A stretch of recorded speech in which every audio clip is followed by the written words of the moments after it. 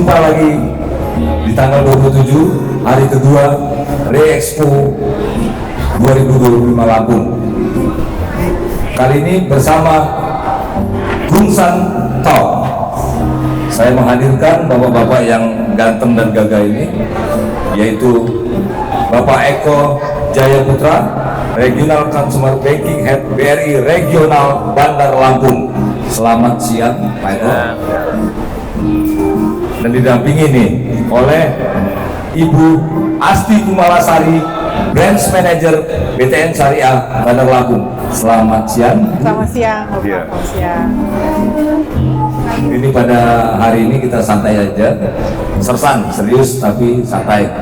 Kita adakan talk show untuk memeriahkan acara Re-Expo Lampung 2025. Pada kesempatan ini juga kita akan membahas beberapa persoalan-persoalan atau kita akan mencarikan solusi-solusi berkaitan dengan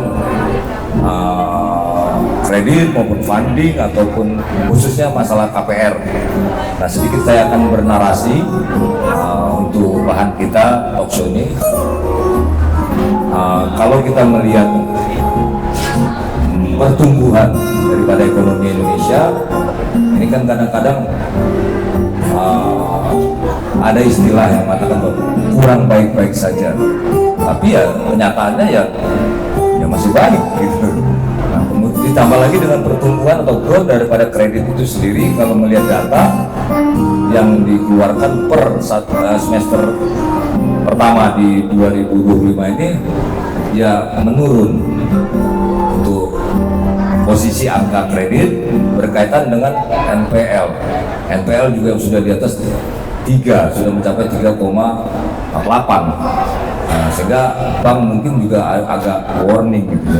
Dan ada beberapa bank juga yang RBB, revisi bisnis bankingnya. Nah, di sini coba kita kami ya dari RE ini ingin menggali sampai sejauh mana kebijakan atau relaksasi yang diarahkan kepada bank-bank pelaksana khususnya di daerah Lampung selaku pelaksana operasional teknisnya yang langsung berhubungan ke nasabah, itu bisa memberikan informasi yang berguna bagi kami semua dikaitkan dengan program 3 juta rumah. Kenapa kami perbankan yang kami undang ke sini? Karena peran penting perbankan, peran dan aksinya yang kami ingin bisa memahami daripada peran bank itu khususnya di program 3 juta rumah.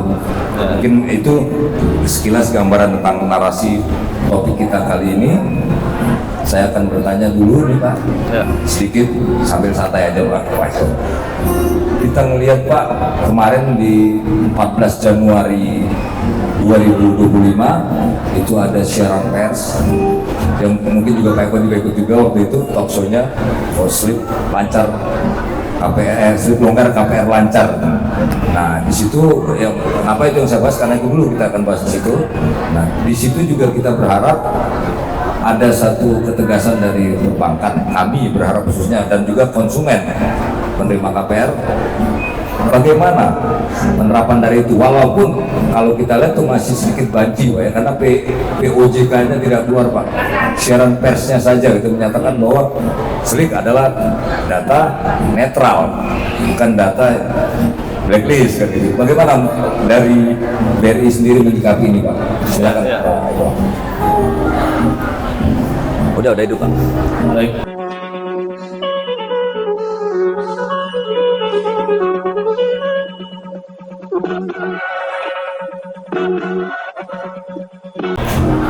Makasih Pak Erson atas kesempatan dan pertanyaan yang sangat baik ya, karena memang SLIK selama ini mungkin menjadi tanda kutip momok ya bagi developer, di mana biasanya developer sudah mendapatkan customer ya, sudah mengeluarkan biaya marketing ya, sudah menghabiskan waktu lah untuk beraktivitas mencari calon customer namun akhirnya terbentur di SLIK. Ya sebenarnya SLIK itu salah satu alat dan kami perbankan untuk menilai ya kapasitas atau karakter dari seorang nasabah. Ya, tetapi dari riset tersebut kita harus bisa memvalidasi lagi, memvalidasi apakah benar ya apa yang tercatat di SLIC atau tidak. Ya, nanti dari sana baru kita nanti akan coba masukkan ke sistem kita. Kita kan punya sistem, hampir semua punya sistem. Nah, dari sistem itu nanti akan terbaca juga.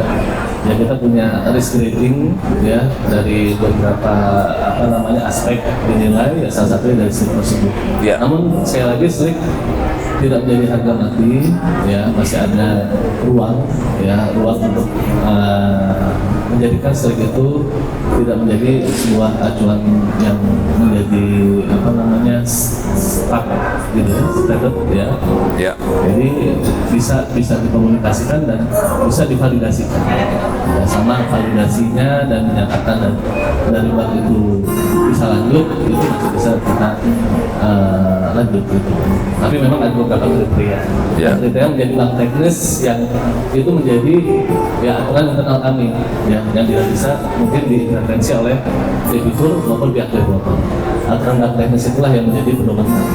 Mungkin itu Pak. Iya, baik kok. Ya, jadi ada saya tadi satu benang merahnya bahwa SLIC bukan harga mati Pak ya. Tapi di satu sisi konsumen maupun developer berharap juga jangan hanya di awal begitu SLIC bola mati. Itu kan yang banyak terjadi seperti itu. Jangan sampai seperti itu harapan. Jadi itu pun juga yang bisa menentukan adalah pelaksanaan teknis daripada bank. Nah, untuk masalah bubut ya mungkin kalau kami memahami yang namanya bank teknis, karakter, capital, capability, condition, collateral, kita hafal itu dan tahu 7P.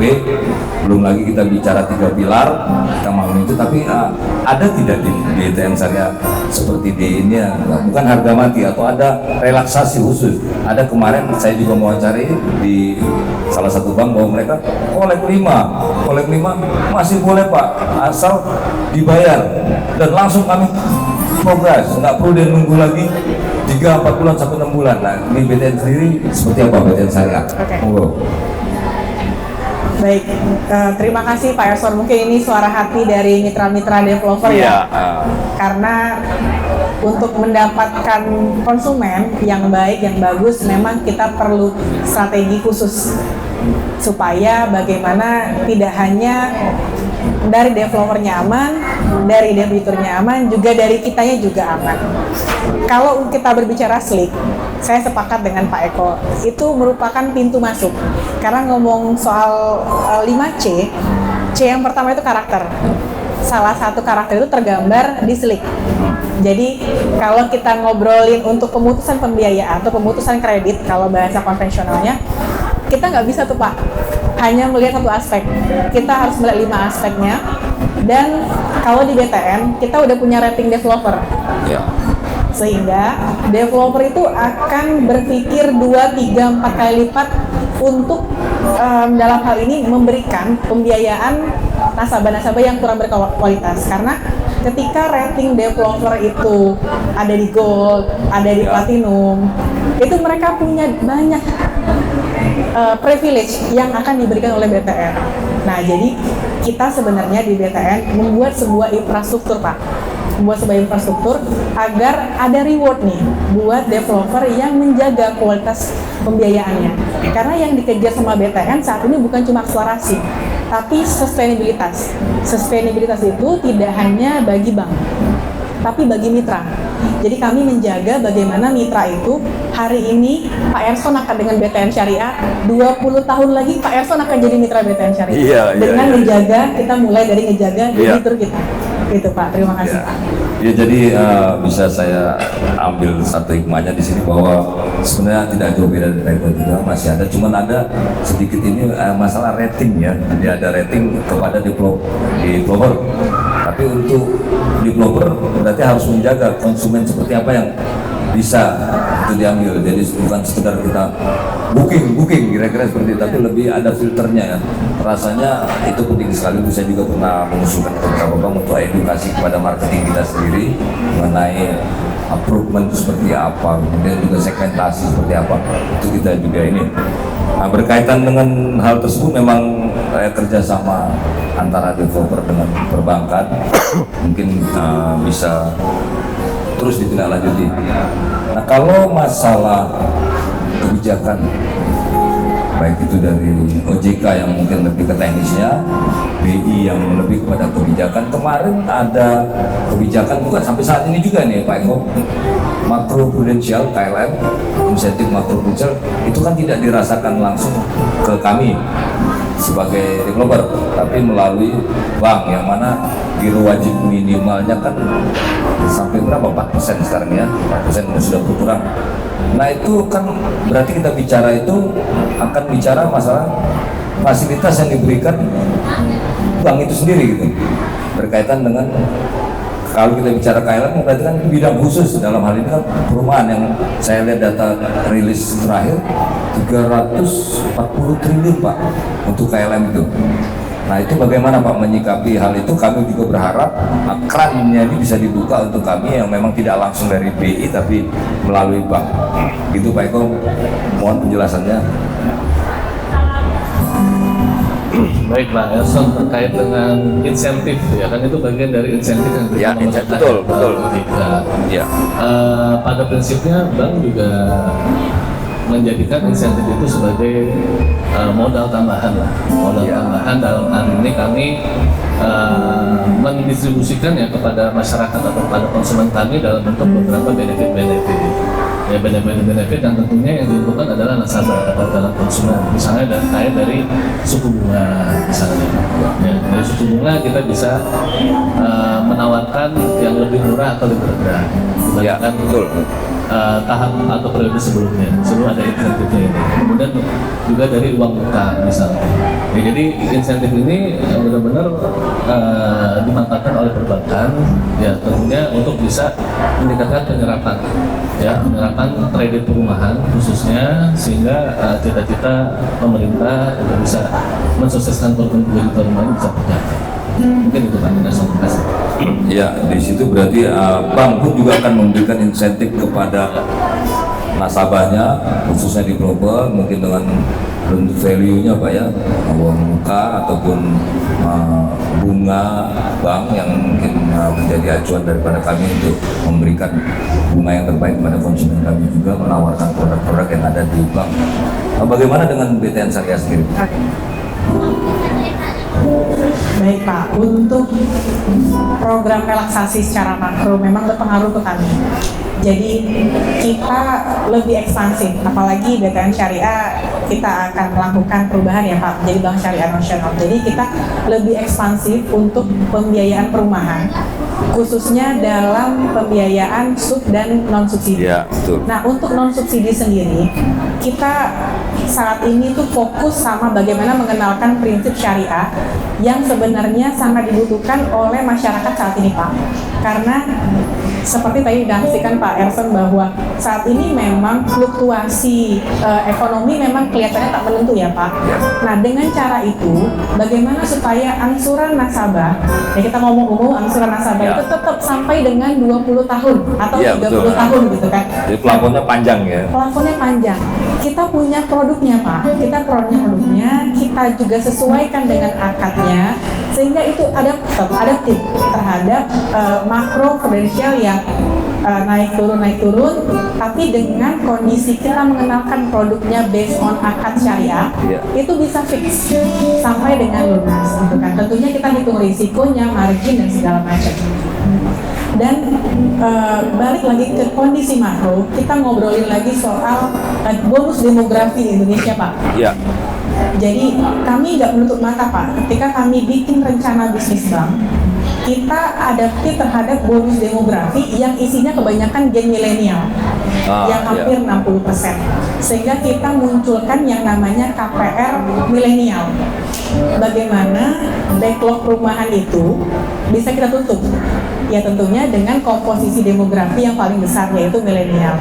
Jadi insentif itu tidak hanya dari sisi margin, tapi juga dari sisi program-program yang kami tawarkan kepada segmented and targeted market. Gitu kan. Segmentasi ya. Benar, dan itu tidak kurang dan tidak lebih juga masukan dari para mitra Pak.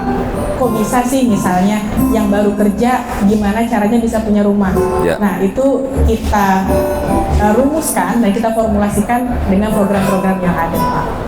Ya, menarik sekali nih. Ya, artinya satu gebrakan-gebrakan yang dilontarkan oleh BTN Syariah.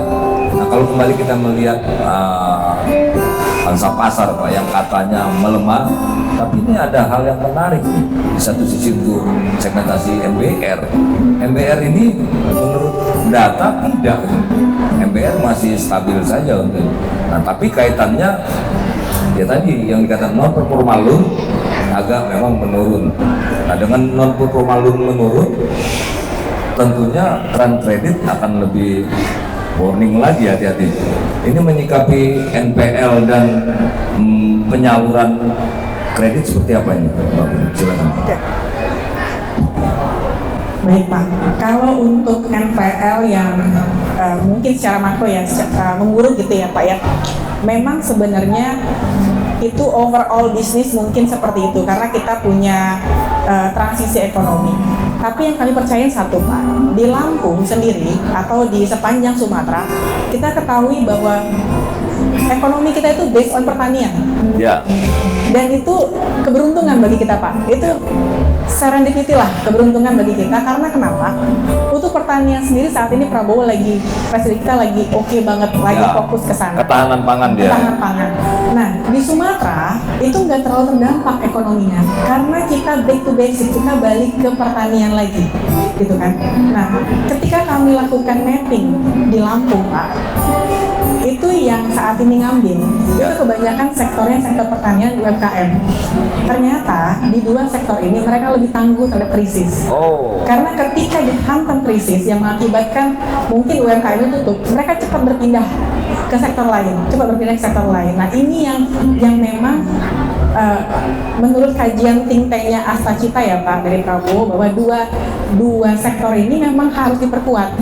Kami mungkin adalah support system dari si perumahan. Nanti mungkin dari KUR dan UMKM-nya lebih jelas bagaimana kedua sektor antara pertanian dan UMKM ini kami kira bisa dikembangkan untuk mengcover pembiayaan yang macet atau menurun. Jadi kalau kita ngobrolin soal apakah memburuk semuanya, kita harus detailin lagi Pak industri mana sehingga itu yang menjadi targeted market kita sana. Nah, untuk mengcover supaya banknya tetap sehat, pembiayaan tetap jalan. Iya, kenapa kita juga bertanya juga karena kan memang BTN Syariah ini ada turunan daripada Bank BTN, ini ada playernya, Pak Eko memang playernya. Jadi ya seharusnya memang lebih bisa ya segmentasinya itu lebih bisa meluas lagi seperti itu. Kalau dari Pak Eko sendiri berkaitan dengan NPL dan penyaluran seperti apa Pak? Baik, Pak Erson, terima kasih. Terkait dengan NPL memang secara nasional dan hampir semua bank saat ini menjadi kendala. Karena memang mungkin after COVID Pak, after COVID efeknya baru terasa ya di tahun 2 tahun atau setahun belakangan. Nah itu menjadi challenge ya buat perbankan bagaimana bisa survive dan terus bisa tumbuh. Nah terus terang di BRI sendiri kalau dari sisi bisnis consumer banking saat ini menjadi mesin pertumbuhan baru Pak.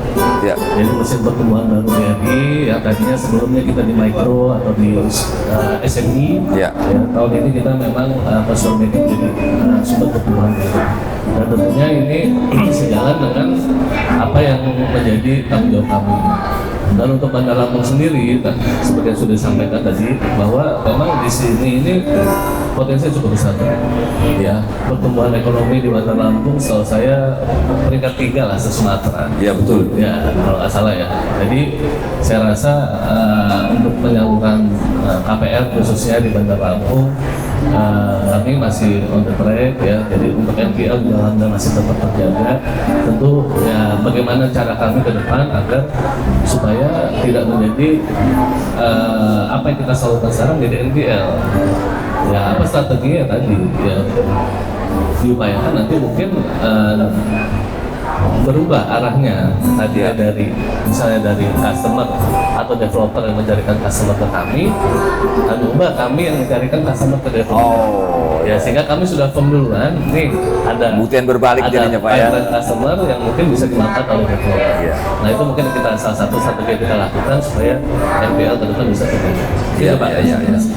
Ya, jadi satu terobosan yang menarik sekali dari Bang Dery maupun dari Bang BTN Syariah. Kalau sekarang saya kembali ke masalah program 3 juta rumah Pak. Kenapa program ini terus digaungkan berkaitan dengan angka backlog kita, walaupun sudah menurun dengan program 1 juta rumah itu di angka 10 juta dan saat ini sudah turun jadi 9, sekian juta. Nah kalau di Lampung angka backlog itu kekurangan itu antara demand maupun supply itu per tahun itu 105.000. Artinya demand ini kan besar tapi supply kurang dan juga berkaitan dengan kuota.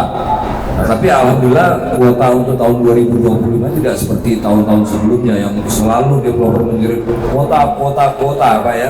Tapi sekarang malah dia kasih benar Pak, kuota banyak. Wah sekarang kebalikannya, berkas kan itu Pak Eko ya. Nah berkaitan dengan itu Pak, apa ini Pak langkah-langkah untuk mencapai target, karena kemarin ada salah satu bank Pak ditargetkan harus mencapai akhir tahun 3.000, bahkan salah seorang pejabat tingginya ketemu dengan kita, bagaimana nih. Nah dari Pak Eko sendiri seperti apa dan banyaknya kuota ini Pak, karena harus tersalurkan sekarang Pak. Ya, Pak. Baik, terima kasih Pak Ruslan terkait dengan kuota ya, KPR subsidi. Memang BRI mungkin tidak seperti Bank BTN ya, yang memang menjadi tugas tanggung jawab dari pemerintah untuk bisa lebih mengakselerasi ya terkait dengan KPR subsidi. Namun kami juga ditugaskan dan terus terang kuota kami tahun ini juga lebih banyak dibandingkan tahun lalu. Ya. Nah ini menjadi challenge tersendiri buat kami dan alhamdulillah kami juga bisa menserapnya dengan sangat baik. Bahkan kita bisa menyerap melebihi apa yang diekspektasikan. Dan tentunya kalau di kami kuota dilihat nasional ya. Jadi kalau selama di kuota nasional belum terpenuhi, kami bisa ambil kuota dari tempat lain. Ya. Nah itu menjadi nilai lebih bagi kami dan terus terang, dan kami juga semakin berkolaborasi dengan teman-teman developer khususnya yang bermain di KPR subsidi. Jadi tentunya untuk kuota memang seperti Pak Aziz sampaikan sampai saat ini tidak menjadi isu ya, tetapi yang menjadi isu adalah bagaimana kita bisa menyalurkan KPR subsidi ini sesuai dengan apa yang sudah ditentukan ya, baik dari pemerintah, baik dari kami perbankan maupun dari developer. Jadi ketentuan itu kita jalankan bersama sehingga apa yang kita salurkan ini tetap menjadi manfaat ke depan. Ya. Mungkin itu Pak Aziz. Ya, kenapa saya bertanya seperti itu? Kita tidak bisa memungkiri Pak bahwa mortgage ini salah satu penyumbang profit juga yang besar bagi bank-bank. Makanya ketika diberikan suatu kuota yang besar, bagaimana dalam penyalurannya? Penyaluran ini juga tentunya bank juga sangat berhati-hati bagaimana bisa menyalurkan pada sasaran yang pas Pak ya. Jadi kita juga memahami itu. Kalau dari Bu ini sendiri gimana Bu Puput nih? Saya panggil Mbak Puput atau Bu Puput? Iya, Pak. Baik, untuk bagaimana kita bisa mengakselerasi ya Pak 3 juta rumah ini kemudian kita serap ya Pak. Sebenarnya saya cukup senang sama pasarnya Lampung Pak, karena pasarnya Lampung itu sangat fluktuatif dan kompetitif. Iya. Karena kalau pasarnya kompetitif, kita akan makin mudah untuk mengakselerasi, gitu. Bagaimana caranya supaya developer itu mengerti standar berkas kita? Nggak bukan Pak, caranya silaturahmi Pak. Jadi melalui REI, melalui asosiasi lain, kami juga kerjasama nih. Kita melakukan edukasi kepada developer bagaimana bisa memenuhi standar risk dan juga berkas kita. Ya. Sehingga angka yang ditargetkan tentu bukan cuma milik bank ya Pak, asosiasi juga pasti punya angka-angkanya yang ingin dicapai gitu kan Pak. Jangan sampai kita nggak bisa memanfaatkan momen 3 juta rumah ini gitu. Sehingga bagaimana bukan cuman bank yang kemudian membentuk sebuah ekosistem percepatan, tapi juga developer juga kita bikin mutual understanding ya, sama-sama saling ngerti gitu ya Pak. Mutualisme jadinya. Mutualisme benar, saling nguntungin, saling bisa ngobrol perihal ini kayaknya kalau segmentasi yang ini kita nggak oke, boleh nggak ganti yang lain. Nah, sampai dengan komunikasi itu terjaga dan bisa saling ngerti, itu memperasosiasi Pak. Iya. Contohnya mungkin Ray pasti, saya tuh sering lihat Pak Ersen, dan seneng banget kalau Pak Ersen udah share masalah makroekonomi di grup Pak. Artinya developer akan ngerti nih Pak, oh ternyata pertumbuhan per tahunnya mungkin 5%. Iya. Kira-kira sales saya, penjualan saya per bulan, apakah di bawah nasional apa enggak gitu kan? Jadi mereka bisa punya gambaran dan cuma punya menentukan strategi-strategi untuk kedepannya seperti apa. Hal-hal yang kayak gini Pak, sebenarnya kita butuhkan. Jadi bank punya kuota, punya tim untuk akselerasi, tapi kita juga pengen dari teman-teman developer juga punya pemahaman. Nah ini kami senang nih Pak, acara-acara kayak gini, ada edukasi, teman-teman developer ngobrol, sehingga yang kita pikirkan bahwa risikonya seperti ini, itu dimengerti. Iya betul sekali. Besok berkasnya insya Allah bisa kita approval gitu ya Pak. Jadi rejection rate-nya kalau bisa dikurangin Pak, sehingga realisasinya bisa naik. Karena pencadangan buku 100% deh kalau terjadi NPL. Kalau terjadi NPL kan pencadangan 100% Pak, sehingga kita jangan sampai seperti itu gitu kan Pak. Makanya kita ada reward tadi Pak.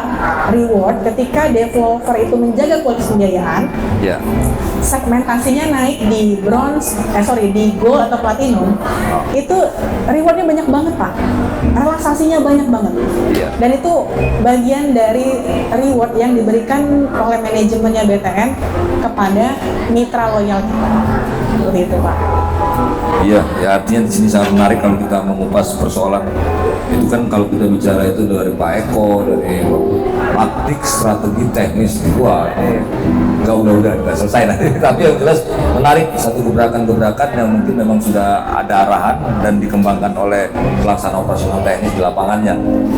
Nah kami juga ingin menyampaikan bahwa Ray secara menyeluruh di tahun 2024 untuk rumah MBR kita sudah menyalurkan dari total 44% secara nasional.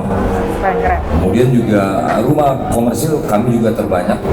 Kami mencapai di angka 68% untuk penyaluran atau penyediaan rumah komersil. Nah untuk itu juga mungkin kerjasama terhadap perbankan juga kami akan terus lakukan.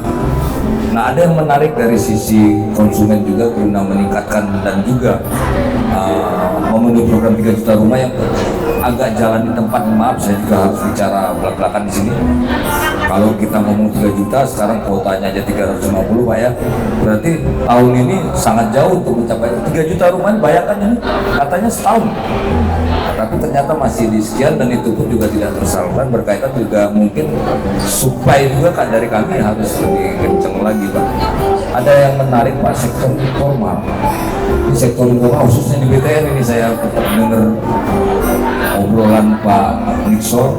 Memang sebelumnya sudah mereka membuka sektor informal yang sebenarnya kalau kita bicara sektor informal ini luas sekali cakupannya.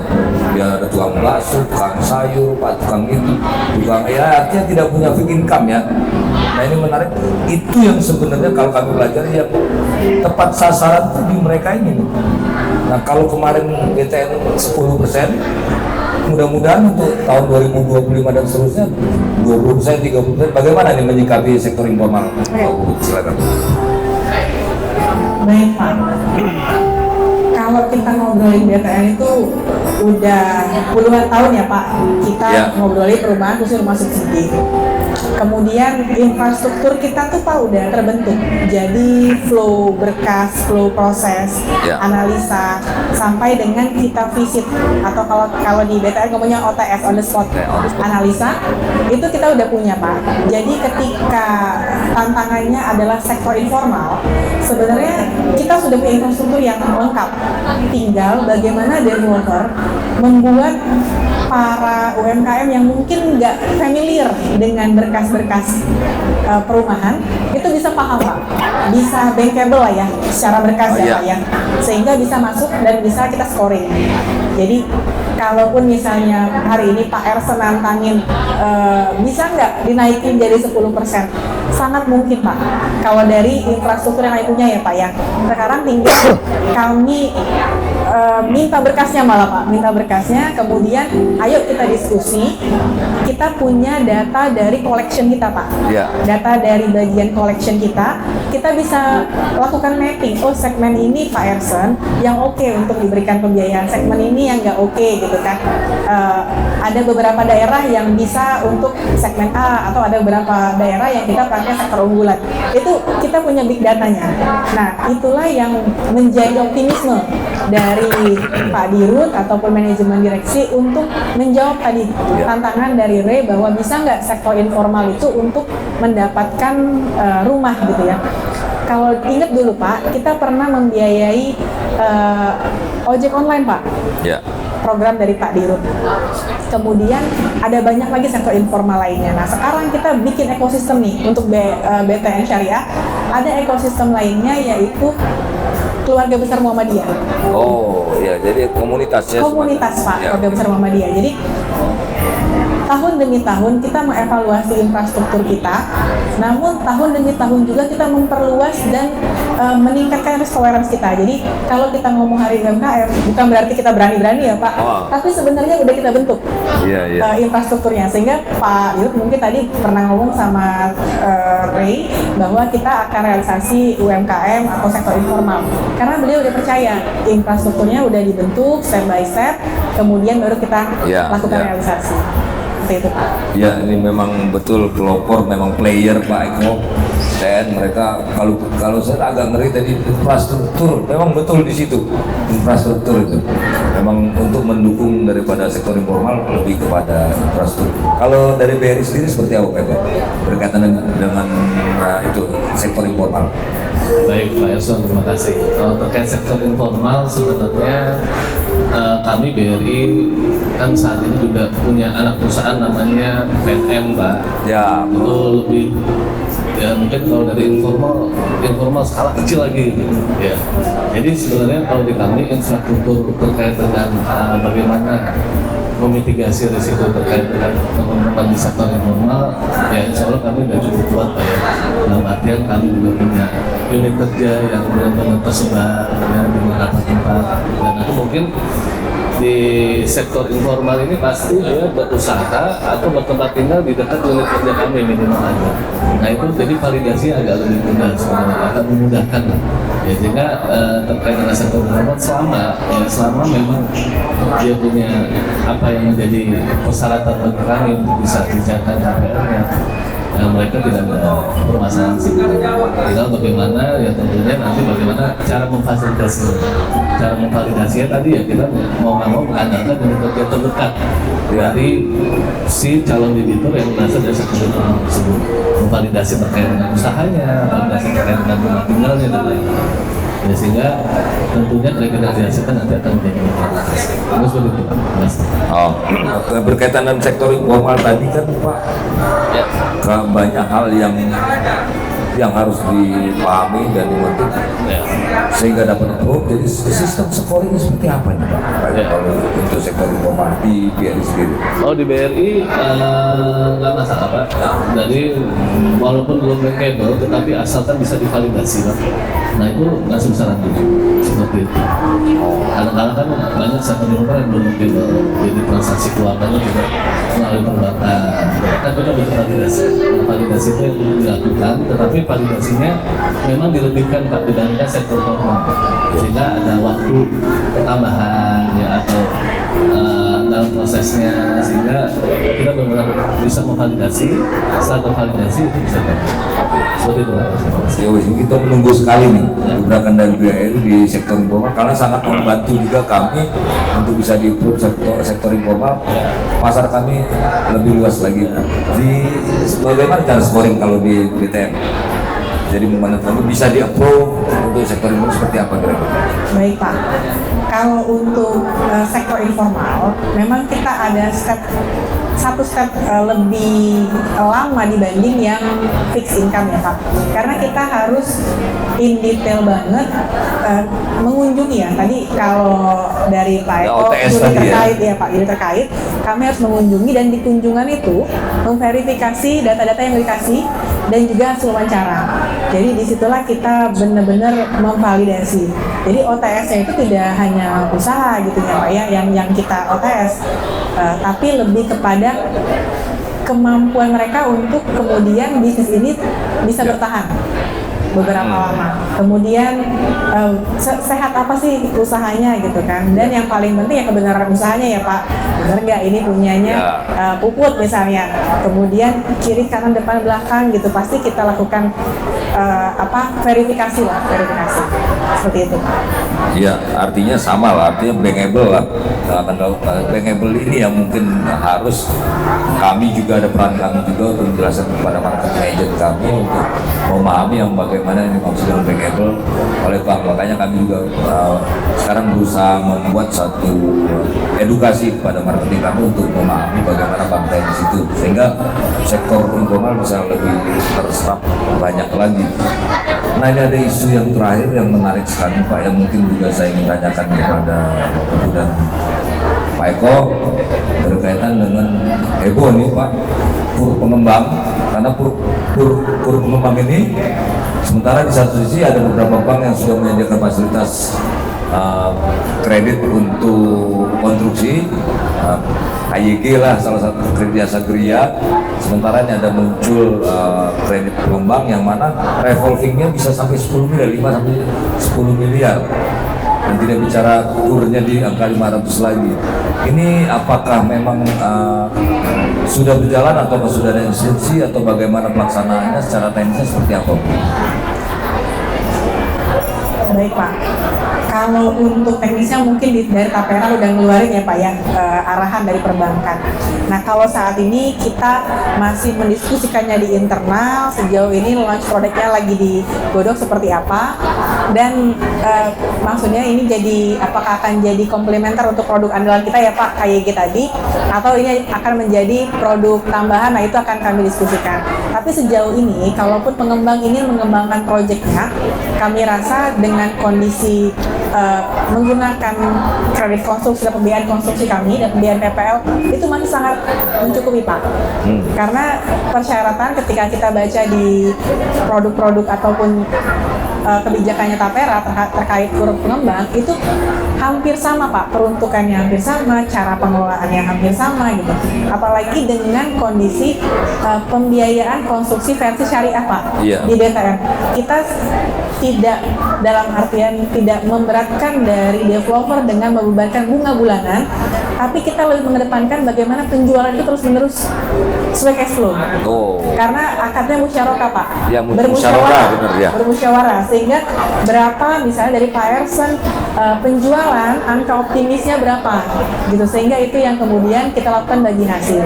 Nah konsep kayak gini ada komprominya ya. Ada kompromi dan diskusinya. Pak Ersen tahun ini maunya levelnya optimis apa moderat gitu kan misalnya. Sehingga ini menjadi sebuah solusi bagi kami. Jadi sembari menunggu itu kita masih banyak alternatif pilihan produk Pak.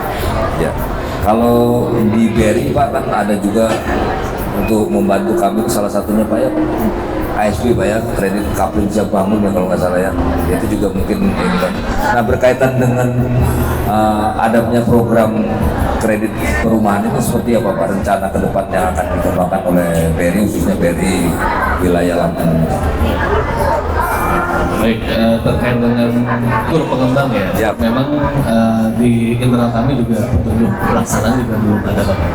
Namun sedang disiapkan, kami mudah-mudahan nanti begitu sudah disiapkan kita bisa ikut berpartisipasi. Ya selama ini memang kuota kur ya, kalau yang berjalan ada kur mikro dan kur retail, memang kami punya kuota yang sangat besar. Dan kalau mungkin ada kur pengembang, mudah-mudahan kami juga mendapatkan kuota yang lebih besar sehingga bisa ikut berpartisipasi dalam menemukan bisnis perumahan dengan menggunakan kur pengembang tadi. Iya. Namun di luar itu kita juga punya sama produknya, sama dengan Bank BTN kita punya PLK konstruksi, ada developer. Kemudian yang baru kita juga punya Kafling siap bangun, ya KPR Kafling siap bangun, tapi memang tidak diperuntukkan developer, memang untuk perorangan. Dan tentunya itu mungkin juga menjadi alternatif pembiayaan bagi teman-teman developer. Iya, tadi menarik, kita sudah banyak yang kita bahas, dari mulai kebijakan BI, OJK, kemudian juga taktik strategi yang akan dikembangkan oleh bank-bank. Ini sebagai closing statementnya nih, saya minta closing statementnya sebelum kita mengakhiri bincang-bincang talkshow di Bunsan Talk ini. Bagaimana? Silakan untuk closing statement dari BRI, wakil Pak Eko. Kesana Pak. Ya, terima kasih. Closing statement kami ya berkaitan dengan Re-Expo ya, yang diselenggarakan dari tanggal 25 sampai dengan tanggal 31 Agustus. Ya, saya hanya mengajak kepada masyarakat Lampung, ayo ramai-ramai hadiri ya Re-Expo. Tentunya di sini developernya sangat beragam, banknya sangat banyak, dan tentunya di sini diuntungkan ada pengunjung, ya ada calon customer, bisa mendapatkan pilihan yang lebih banyak baik dari sisi perumahan maupun dari sisi bank. Begitu Pak. Iya. Ayo beramai-ramai Pak Eko yang menghadiri Re-Expo. Dan closing statement dari Baik. Mbak Putri dari BTN Syariah. Terima kasih Pak Ersan. Kami dari BTN Syariah ucapkan selamat untuk Re-Expo yang diadakan oleh DPD Re Lampung di 2025. Kami butuh sekali untuk kerjasama dengan developer, mitra developer di Provinsi Lampung. Karena BTN Syariah, walaupun kita saat ini penguasa pasar nomor 2 untuk subsidi, tapi kami pengen ada di semua mitra-mitra developer di Lampung. Kasih tahu kami, ayo kita diskusi bagaimana caranya mengembangkan bisnis Bapak Ibu dan BTN Syariah menjadi subsidiari atau pelengkap dari BTN untuk menjadi mitra pembiayaan khususnya di perumahan masyarakat Indonesia. Terima kasih. Wassalamualaikum warahmatullahi wabarakatuh. Terima kasih Mbak Puput. Nanti kemitraan akan terus terjaga antara BTN Syariah dan Re maupun konsumennya. Itu dari hasil pembicaraan kita ya. Terima kasih banyak Pak Eko, Bu Putri, kesempatan pada sore hari ini. Saya akhiri. Bila topik wal hidayah. Wassalamualaikum warahmatullahi wabarakatuh. Selamat di sini kita Pak. Terima kasih Pak, banyak. luar biasa Pak. Foto bersama dulu Pak dengan ibu ketua dan